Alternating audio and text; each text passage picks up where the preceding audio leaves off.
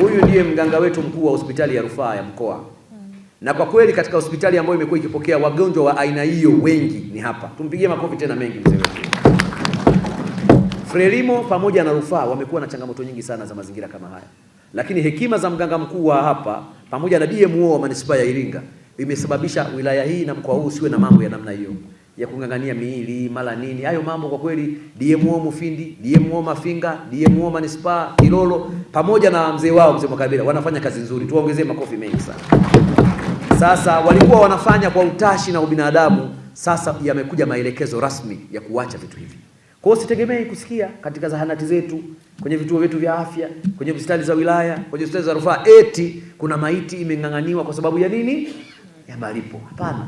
Utaratibu sasa umekuja, mtu anapofariki, taratibu za kuchukua mwili ziwekwe, taratibu za kulipa zitasimamiwa na utaratibu wa hospitali na ndugu ambao wamebaki, wakati ule aliyefariki anatendewa haki zake zote kama marehemu, kuzikwa kwa heshima, kutolewa hospitalini kwa heshima bila kuwa na misukumo isiyokuwa na sababu zozote. Kwa hiyo niwaombe sana wataalamu wa afya mliopewa dhamana ya kusimamia vituo vyetu vya afya na idara zingine kuhakikisha kwamba tunatafsiri maono haya vizuri.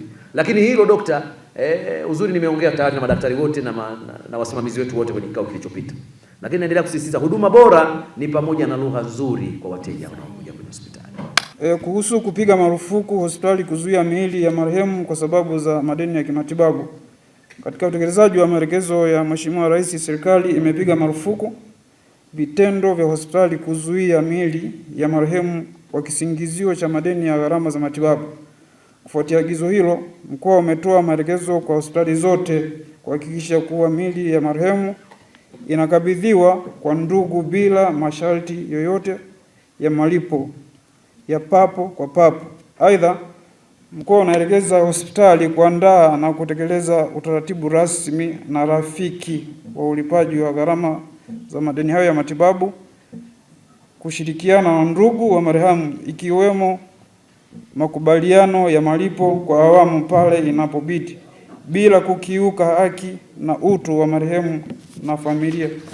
Mheshimiwa Mkuu wa Mkoa, naomba kuwasilisha kwa ufupi. Sisi halmashauri ya mji Mafinga huwa hatuzuii mwili wowote tangu nyuma, lakini bado tunayapokea maelekezo mheshimiwa, tutaendelea kufanya hivyo. Tuna mratibu ambaye anaratibu kutoka ustawi wa jamii.